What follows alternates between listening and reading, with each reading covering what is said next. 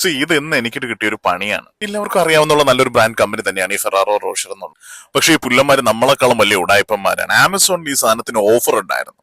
അപ്പോഴത്തേക്കും ഞാൻ അത് കണ്ടേച്ച് ഞാൻ ചുമ്മാ കയറി, എനിക്ക് ഒരു കാര്യമില്ലായിരുന്നു, ചുമ്മാ കയറി ഞാനിത് മേടിച്ചതാ. ആ കഴപ്പങ്ങ് മാറി കിട്ടി.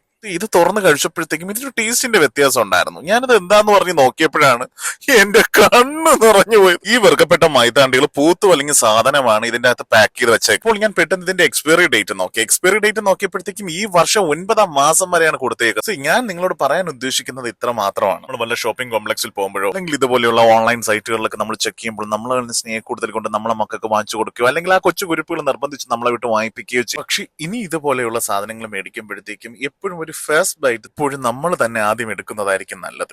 ഇന്ന ബ്രാൻഡ് ഒന്നുമില്ല, എല്ലാം കള്ളന്മാരാണ്. സോ ഒന്നും കണ്ണടച്ച് വിശ്വസിക്കാതിരിക്കുക. എനിക്ക് തോന്നുന്നില്ല ഒരു ബ്രാൻഡുകാരും അവരുടെ പ്രോഡക്റ്റ് അവരുടെ മക്കൾക്ക് കൊടുക്കുമെന്ന്. സോ നിങ്ങളുടെ മക്കളെ ഹെൽത്ത് നിങ്ങൾ തന്നെ നോക്കാം. അപ്പൊ ശരി, ബൈ.